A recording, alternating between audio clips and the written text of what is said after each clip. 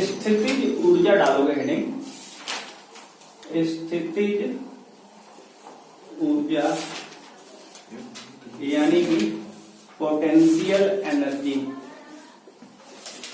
Potential energy, potential energy. Definition पहले सुन लो क्या होगी। डेफिनेशन वैसे बहुत ही आसान है। ऐसा मानो कि जैसे दो आवेश होते हैं, कुछ दूरी पर रखे गए हैं, तो उसमें आकर्षण होगा या तो प्रतिकर्षण होगा ना। अगर विपरीत प्रकार के आवेश हैं, जैसे मान लो एक प्लस है और एक माइनस है, कुछ दूरी पर रखे, तो इनमें क्या होगा? अट्रैक्शन होगा, आकर्षण होगा। अगर मान लो कि दोनों समान ही प्रकार के हैं, तो इनमें दोनों में क्या होगा? प्रतिकर्षण होगा, है ना। तो अगर दो आवेश कुछ दूरी पर रखे गए हैं, तो उनमें या तो प्रतिकर्षण होगा या तो आकर्षण होगा। अगर हम इन दोनों आवेश को अनंत से लाएं कहीं, तो उसमें कुछ ना कुछ हमें कार्य करना पड़ेगा, है ना। या तो ऐसा समझ लो कि इसको इससे कुछ दूर ले जाए या इससे पास लाए, है ना। अगर इससे दोनों को, अगर दो आवेश रखे हैं, अगर इनसे दूर ले जाए, मान लो दो विपरीत आवेश हैं, आपस में इनको दूर ले जाए, तब भी कुछ ना कुछ काम करना पड़ेगा हमें, और पास लाएंगे तब भी कुछ ना कुछ काम करना पड़ेगा। तो ये जो काम इसमें करना पड़ता है ना, उसी को हम लोग कहते हैं स्थितिज ऊर्जा, यानी किया गया कार्य बराबर स्थितिज ऊर्जा। यानी किसी भी आवेश को अनंत से किसी एक ऐसा निकाय, दो आवेशों का निकाय बनाने में जो कार्य करना पड़ता है, वही क्या है? स्थितिज ऊर्जा होती है। तो इस बात को लिख लो, नोट कर लो। बोल दे रहे हैं, उसके बाद क्लियर करा देते हैं। देखो, दो आवेश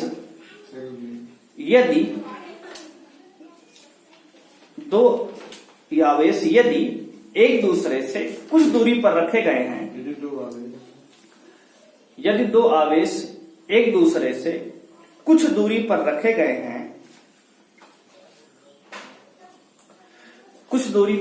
हैं, तो उनमें या तो आकर्षण होगा या तो प्रतिकर्षण। रखे गए हैं तो उनमें या तो आकर्षण होगा या तो प्रतिकर्षण। दो आवेश एक दूसरे से कुछ दूरी पर रखे गए हैं, तो या तो उनमें आकर्षण होगा या तो प्रतिकर्षण। देखो, आकर्षण कब होगा? जब दोनों विपरीत प्रकार के हों, और प्रतिकर्षण कब होगा? जब दोनों एक ही प्रकार के हों, ठीक है ना। तो दो आवेश अगर कुछ दूरी पर रखे गए हैं, तो उनमें या तो अट्रैक्शन होगा या तो फिर रिपल्शन होगा। अब यदि हम उन आवेशों को एक दूसरे से दूर ले जाएंगे या एक दूसरे से पास लाएंगे, तो कुछ ना कुछ तो हमें काम करना पड़ेगा ना। बात समझ रहे हो? यदि आवेश को हम एक दूसरे से दूर ले जाएंगे तब भी हमें वर्क करना पड़ेगा, पास लाएंगे तब भी वर्क करना पड़ेगा, है ना। तो यदि दोनों आवेशों को हम पास लाएं तब भी काम करना पड़ता है, दूर ले जाएं तब भी काम पड़ता है, और यही काम आवेश में स्थितिज ऊर्जा के रूप में संचित हो जाता है ना। तो लिखेंगे, यदि इन आवेशों को, आगे लिखो, यदि इन आवेशों को एक दूसरे से पास लाया जाए या दूर ले जाया जाए, यदि इन आवेशों को एक दूसरे के पास लाया जाए या फिर यदि इन आवेशों को एक दूसरे के पास लाया जाए या दूर ले जाया जाए, ऐसा बैठ जाओ, ऐसे ही बैठ जाओ, दूर ले जाया जाए, तो हाँ, तो हमें कुछ ना कुछ कार्य करना पड़ता है। हमें कुछ ना कुछ कार्य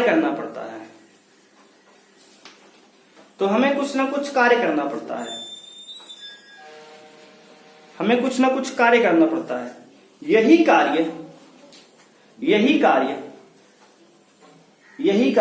आवेश में स्थितिज ऊर्जा के रूप में संचित हो जाता है। यही कार्य आवेश में स्थितिज ऊर्जा के रूप में संचित हो जाता है। यही कार्य आवेश में स्थितिज ऊर्जा के रूप में संचित हो जाता है। बिल्कुल देसी डेफिनेशन है, बिल्कुल करेक्ट है ना। तो अगर हमें दो आवेश, दो सिस्टम है ना, चौक चार्ज है, दो चार्ज है, तो अगर उनमें आकर्षण होगा तो प्रतिकर्षण होगा।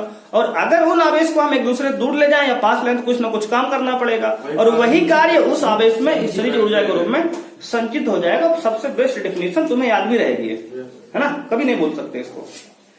ये स्थितिज ऊर्जा की परिभाषा हो गई। अब हम डालेंगे हेडिंग, दो आवेशों के निकाय की स्थितिज ऊर्जा। क्या डालेंगे? दो आवेशों के निकाय की स्थितिज ऊर्जा डालोगे, लिखोगे दो आवेशों के निकाय की स्थितिज ऊर्जा। स्थितिज ऊर्जा, इतनी बात ध्यान समझो। Potential energy due to system of charge डालेंगे heading, potential energy due to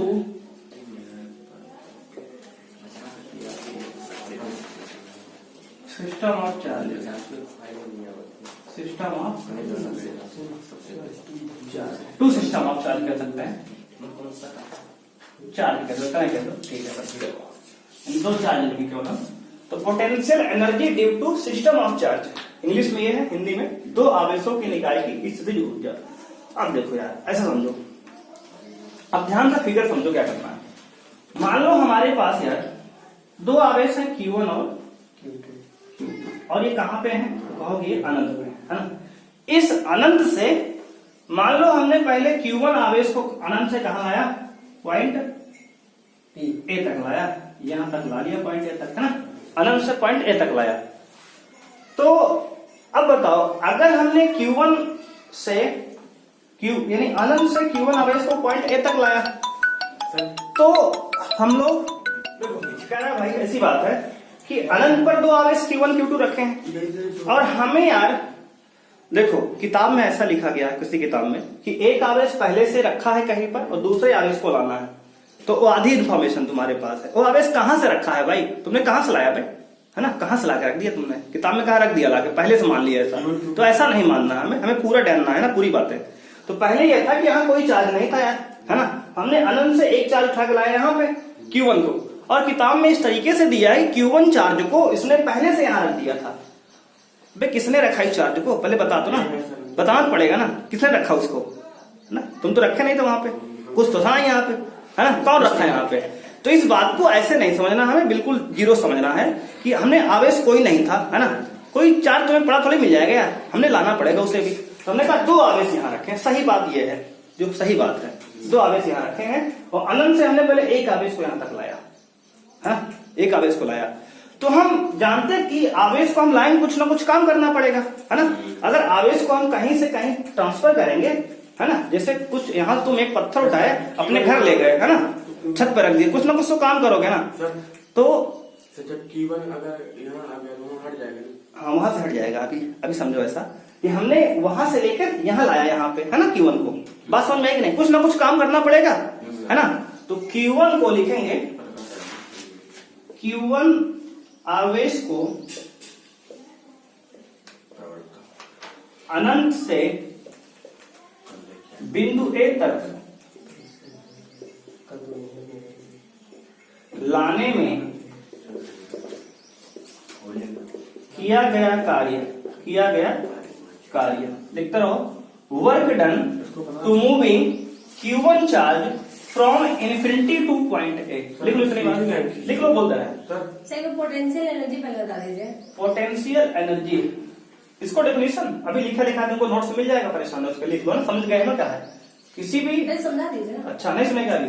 देखो पोटेंशियल एनर्जी क्या होता है, मान लो कोई भी दो चार्ज है, तो उनमें कुछ दूर पे रखे हैं किसी डिस्टेंस पे, तो उनमें या तो अट्रैक्शन होगा या तो रिपल्सन होगा। अगर उन दोनों आवेश को हम एक दूसरे से दूर ले जाएं या एक दूसरे के पास लाएं, तो कुछ ना कुछ काम करना पड़ता है ना, हमें वर्क करना पड़ता है। तो जो हमने वर्क किया उनको पास ले जाने में या दूर ले जाने में, वही वर्क उस चार्ज में पोटेंशियल एनर्जी के रूप में स्टोर हो जाता है। यही है पोटेंशियल एनर्जी सीधी भाषा में। और इसके जो नोट्स है पीडीएफ में मिल जाएगी, हमारी नोट्स बिल्कुल, तो उसके लिए लिख लेना डेफिनेशन वहां से, और जो डेरिवेशन है लिखते रहो यहाँ पे, है ना। तो अब जो है तो हमने ये बताया, देखो जी इतनी बात यहां ध्यान समझो कि हमने अनंत से इस चार्ज को लाया तो कुछ ना कुछ काम हुआ होगा, है ना। कैसे निकालेंगे? तो हमने कहा Q1 आवेश को अनंत से बिंदु A तक लाने में किया गया कार्य। इतनी बात लिख लीजिए इंग्लिश में, इसको लिखो यहां से वाला बात। Work done to moving Q1 charge from infinity to point A। कार्य बराबर क्या होता है जानते हो? कार्य बराबर होता है विभव इंटू, देखो कार्य विभव इंटू आवेश, है ना, क्योंकि ये जानते हो V बराबर होता है W/Q। तो यहाँ पे कार्य का विभव इंटू आवेश, है ना। तो क्या होगा? बिंदु A का विभव, काम करो, बिंदु A का बिंदु A का विभव इंटू आवेश, अब देखो यार इतनी बात समझो, कार्य को W से लिखते हैं यार, है ना, W से। तो इसको हम W1 मान के चल रहा है क्योंकि पहला आवेश ला रहे हैं ना अभी। Yes sir. W1 बराबर विभवांतर क्या होगा यार? बिंदु A पर कोई विभव है अभी नहीं, आवेश तो था नहीं यहाँ पहले, है ना, अभी तक तो आवेश था नहीं यहाँ। तो जब आवेश नहीं तो बिंदु A पर विभव भी नहीं था पहले तो जीरो विभव था ना अभी तक, विभव जीरो मानेगा ना अभी। क्यों? क्योंकि यहाँ पे कोई आवेश तो था ही नहीं, वो आवेश होगा तभी तो विभव उत्पन्न होगा ना। Yes sir. तो इसका मतलब बिंदु A का विभव क्या है? जीरो है। बात समझ नहीं? इंटू आवेश क्या है? किसको लाए हो? किसको आवेश को लाए हो? Q1 को लाए हो ना। सही है, तो कार्य जीरो। तो कार्य कितना हुआ? शून्य। बिल्कुल सही। तो अभी ऐसा हुआ ना यार, जीरो इसलिए हुआ भाई क्योंकि यहाँ विभव था थोड़ी है अभी तो आवेश Q1 को तुम लाए हो, और आवेश Q1 को लाने पर विभव कौन लगाएगा? तो दूसरा आवेश यहाँ पहले से प्रेजेंट होगा, यहाँ तो कोई आवेश था नहीं, तो इसका मतलब यहाँ का विभवांतर पहले क्या था? विभव शून्य था। यहाँ तो विभव शून्य था अभी तक, अब आवेश को लाए। तो अभी जब हम पहली बार किसी आवेश को लाते हैं किसी इन्फिनिटी से कहीं पर, जब जहाँ कोई आवेश नहीं है तो उसमें कोई काम करना नहीं पड़ता। इसलिए सभी किताबों में लिख दिया गया डायरेक्ट कि एक आवेश पहले से वहां प्रेजेंट है। बात समझे?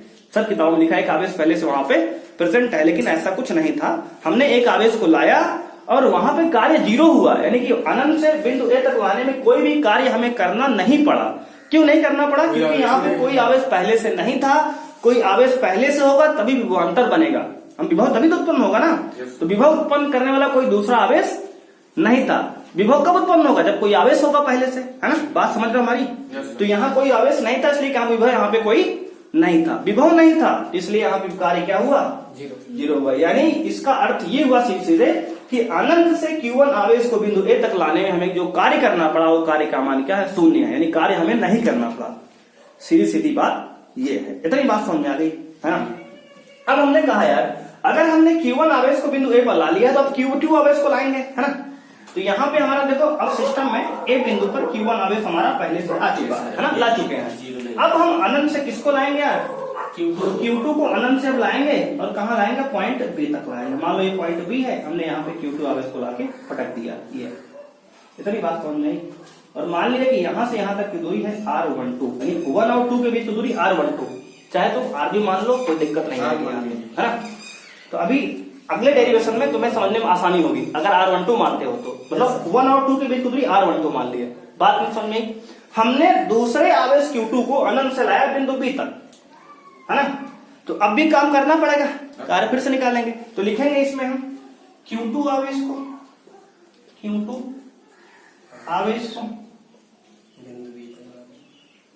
अनंत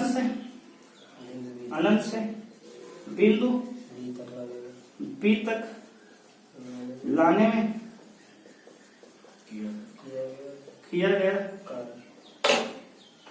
कार्य W2 बराबर, है ना। दूसरा कार्य है, पहला कार्य तो हो चुका था। कहाँ का? बिंदु B पर विभव, बिंदु B पर विभव इंटू लाया गया आवेश, जिस आवेश को अभी तुम लाए उसकी बात कर रहे हैं। तो बिंदु B पर विभव कौन उत्पन्न करेगा भाई? बिंदु B पर विभव कौन उत्पन्न करेगा? इसके पास का आवेश उत्पन्न करेगा, आसपास का ना। अभी तो इसको तो हम ला ही रहे हैं, तो ये तो उत्पन्न कर नहीं सकता। उत्पन्न करेगा तो पहले से अवेलेबल है ना। अगर तुम किसी के एरिया में जाओगे तो अपना विरोध तुम खुद करो क्या? नहीं करोगे ना। जैसे मान लो राजा भैया यहाँ पे तुम पहुंच गए, है ना, गुंडे करना है, तो कहेंगे यार तुम कहाँ से आ गए। अब मान लो किसी एरिया में तुम आए हो, तो तुम तो गुंडई वहां अपना विरोध तो करोगे नहीं, तुम्हारा विरोध कौन कर रहा है, पोटेंशियल कौन बनाएगा, दूसरा आवेश ना, तो पहले से वहां लेवल है, तो अब तुम्हारा विरोध यानी कि तुम्हारा पोटेंशियल कौन बनाएगा, Q1 करेगा ना। विभव किसके कारण होगा, अब यहाँ Q1 कारण होगा, ये बात थी यहाँ पे। तो अगर W2 आवेश को तुम वहां से सॉरी Q2 को आवेश को यहाँ से लाए हो B पर, तो पोटेंशियल Q1 के कारण उत्पन्न होगा यहाँ पे। तो बिंदु B पर पोटेंशियल किसका होगा, तो कहोगे यार W2 बराबर Q1 के कारण विभव, Q1 के कारण विभव। यहाँ विभव कौन बनाएगा यार, Q1 बनाएगा भाई, है ना। तो अपना विरोध तो खुद से करोगे नहीं यार, है ना, तो बेवकूफी वाली बात हो जाएगी। लाया गया आवेश क्या है, लाया गया आवेश क्या है, Q2 है। मेन लॉजिक यहाँ ये चल रहा है ना, ये है। तो अब अगर हम कहें यार, अगर हम यहाँ कहें, ऊपर थोड़ा मिटा रहे हैं, इतनी बात उम्मीद है नोट कर लिए होंगे।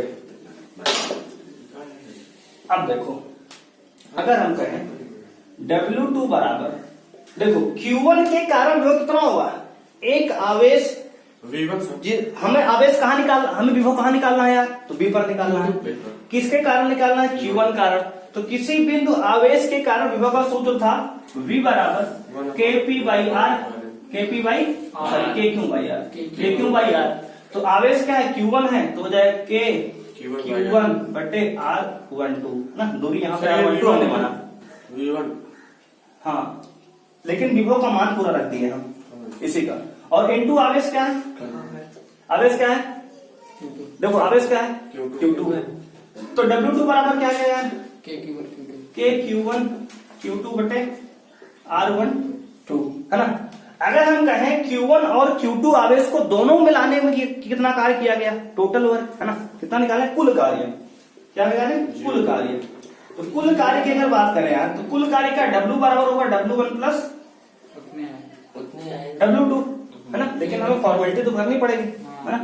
कुल कार्य W बराबर W1 प्लस W2, तो W बराबर क्या होगा यार, W बराबर 0 plus Q1 Q2 by R12, और W बराबर क्या गया, Q1 Q2 बटे R12। और हमने अभी बताया था कि किया गया कार्य ही क्या होता है, किया गया कार्य ही क्या होता है यार, स्थितिज ऊर्जा। इसका मतलब लिख सकते हैं U बराबर Q1 Q2 बराबर R12, क्योंकि दिखा दें, क्योंकि U बराबर W, किया गया कार्य ही स्थितिज ऊर्जा होती है ना। तो U बराबर कितना आ गया, हाफ, सॉरी कह रहा है Q1 Q2 बटे R, है ना। दूरी कितना, R12 हमने माना, क्योंकि आवेश 1 और आवेश 2 के बीच की दूरी है, तो R12 मान लिया है ना। ये हमारा है दो आवेशों के निकाय की स्थितिज ऊर्जा का सूत्र है। अगर कोई दिक्कत हो यहाँ तक बताओ, समझा दे फिर से एक बार नोट कर लो, देख के क्या लिखोगे यार, तीन आवेशों के निकाय की स्थितिज ऊर्जा लिखोगे, तीन आवेशों की हाँ निकाय की स्थितिज ऊर्जा। देखो ऐसा है ना कि हम तीन वाला पहले बता रहे हैं और बहुल वाला तुमको समझा देंगे कैसे करना है, क्योंकि हम बहुत सारे डेरिवेशन एक साथ नहीं समझा सकते अभी इसमें, क्योंकि नहीं समझ आएगा तुम्हें अभी। जब तीन वाला समझ लोगे ना, तुम 5 वाला 10 वाला 12 सब कर लोगे अभी, है ना, जब तीन वाला समझ जाओगे तब। तो तीन आवेशों के निकाय की स्थितिज ऊर्जा यानी कि पोटेंशियल और energy due to system of charge वही रहेगा, लेकिन वहां 3 लिख लेना, है ना, 3 सिस्टम ऑफ चार्ज। तो मान लिए फिर से वही कि एक आवेश यहाँ पे अब की बार अनंत पे क्या है, Q1 Q2 Q3 तीन आवेश है अब की बार, है ना। अब की मान लिए अनंत पे क्या है, Q1 Q3 तीन आवेश है, और पहले आवेश को हमने अनंत से लाया पॉइंट A तक, है ना। तो कितना कार्य होगा बताया था तुरंत पीछे वाले में, वर्ग बराबर होता है 0 इंटू Q1, तो वर्ग 1 हो जाएगा, W1 बराबर 0। पीछे वाला बिल्कुल सेम है, तो अब की बार नहीं लिखा रहे इसको, समझ जाओगे ना। दूसरे आवेश को लाए मान लो यार, अब बचा यहाँ Q1 और Q2, है ना। अब बचा यहाँ अनंत पे कौन, Q1 Q2 बचा है, तो Q1 पहले से हमारा ये Q1 पहले से आ चुका है ये A पॉइंट पर, है ना, Q1 A पे आ चुका है पहले से, है ना। अब हमारा यहाँ क्या बचा है, अब हमने मान लो Q2 को लाया और यहां से लाया इस पॉइंट B तक, या इसको पॉइंट A चाहे तो मान लो 1 मान लो, है ना, कुछ भी मान लो, A भी मान लो, चलो ये भी सही है। B मान लिया, B पर लाए Q2 को और यहां से अब बताओ, देखो Q1 और Q2 के बीच की दूरी कितनी है? तो मान लेते हैं कि R12 है, पिछले में माना चाहिए सेम, तो इसके लिए कितना कार्य होगा? तो पिछला निकाले तो सेम है ना, पिछला वाला कितना था? W2 बराबर K Q1 Q2 बटे R12। यहाँ तक तो कोई दिक्कत होगी नहीं तुम्हें, ये पहला इक्वेशन है, दूसरा इक्वेशन है ना, यहाँ तक पिछले बता चुके हैं। अब तीसरे आवेश को लाएंगे यार, तीसरे आवेश को लाएंगे, मान लो इसको मिटा थोड़ा सा ना, ठीक है, यही समझा दे, दोबारा ना बनाए। तो Q3 को मान लो यहाँ, ये Q3 था, अब मान लो Q3 को लाए, Q2 हट गया है ना, अब Q3 को लाए यहाँ से यहाँ ला के रखे, ये रहा पॉइंट C और यहाँ लाए Q3 आवेश। अब देखो अगर हम Q3 आवेश को यहाँ लाए यार, तो अब समझो इस बात को कि यहाँ से यहाँ तक की दूरी क्या होगी यार? तो कहोगे भाई R13 होगी है ना, जैसे R12 के बीच के 12 दूरी लिख लिए, वैसे 13 के बीच की 13 दूरी होगी, इतनी बात समझ में आई। और यहाँ 23 के बीच की दूरी क्या होगी? R23 होगी ना, इतनी बात क्यों जी, क्लियर है ना इतनी बात। अब अगर हम कहें Q3 आवेश को अनंत से बिंदु C तक लाने में किया गया कार्य, तो लिखेंगे Q3 आवेश को अनंत से बिंदु C तक लाने में किया गया कार्य। और सारी बात तुम्हें इसमें लिखनी है जो हम यहाँ छोड़ दिए हैं, क्योंकि पिछले में बता चुके थे, यहां से लिख रहे हैं, यहां से मेन कॉन्सेप्ट शुरू हुआ जो नया है यहाँ पे, है ना। तो अब W3 बराबर क्या होगा यार? तो कहोगे विभव है ना, बिंदु C पर विभव, कहां पर? बिंदु C पर विभव इनटू लाया गया आवेश, है ना, लाया गया आवेश। अब बताओ यार बिंदु C पर कौन कौन विभव बनाएगा? अब बताओ, बिंदु C ये है, Q1 भी बनाएगा, Q2 भी बनाएगा। अब बिंदु C पर यार विभव भाई यहाँ पर Q1 भी बनाएगा, Q2 भी बनाएगा, है ना, बात क्लियर है ना। तो बिंदु C पर विभव यानी कि W3 बराबर यार लिख सकते हैं Q1 के कारण विभव प्लस Q2 के कारण विभव, दोनों लगाएगा ना, Q1 भी विभव लगाएगा और देखो ऐसे Q1 भी विभव लगाएगा C बिंदु पर और Q2 विभव लगाएगा बिंदु C पर, दोनों लगाएगा ना पोटेंशियल। तो क्या होगा देखो, Q1 के कारण विभव प्लस Q2 के कारण विभव कहां पर? बिंदु C पर, गुणे Q3 आवेश को लाया है ना, बात समझ में। विभव C पर कौन कौन लगाया? Q1 भी और Q2 भी। तो बताओ यार Q1 के कारण कितना विभव होता है बिंदु C पर, कितना होगा? तो बताए थे Q1 के कारण बिंदु C पर विभव होगा Q1 बाई R13 आवेश Q3, समझो Q1 बटे अभी R13 है ना, ये होगा विभव, ये है। और प्लस में Q3 तो पूरे बगल में है ना, अभी विभव केवल है ये। और Q2 का विभव कितना होगा? Q2 बटे R23 है ना, ये डिस्टेंस तो ये विभव हो गया दोनों के कारण, ये Q1 का विभव, ये गुणे में Q3।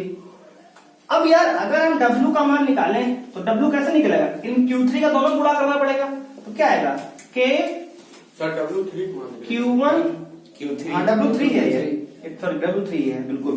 तो K Q1 Q3 बटे में R13 और प्लस में K Q2 Q3 बटे में R23। इतनी बात समझ नहीं यार। अब ये W1 0 है, W2 ये है, W3 ये आ गया। अब टोटल वर्क है ना, टोटल वर्क तो एक मिनट, तो टोटल वर्क हो जाएगा कुल कार्य कुल कार्य W बराबर W1 plus W2 plus W3, तो W बराबर हो जाएगा 0 प्लस K Q1 बटे Q1 बटे R12 plus K Q1 Q3 बटे R13 plus K Q2 Q3 बटे R23। यही टोटल वर्क है, जीरो मतलब जीरो ही होता है। अब ध्यान समझो, अगर हमें 3 आवेश के कारण विभव निकालना है तो तीन आवेश कुछ ना कुछ डिस्टेंस पे मान लेते हैं, हाँ, ऐसा ट्रायंगुलर बन गया कुछ शेप। तो सबके बीच की दूरी निकालते हैं, इसके इसके बीच की दूरी, इसके बीच की दूरी, इसके बीच की दूरी, तीनों के बीच की दूरी। यानी कि अगर के Q1 Q2 बटे R12, देखो यहाँ जो आवेश है वही यहाँ नंबर रहेगा, देखो यहाँ 12 है तो यहाँ भी 12 है, के Q1 Q3 बटे R13, के Q2 Q3 बटे R23, है ना। ऐसे ही और आवेश होंगे तो और भी नंबर बढ़ा देंगे ऐसे, है ना, ठीक है ना। ये तीन आवेश के कारण वैद्युत विभव का सूत्र है ना।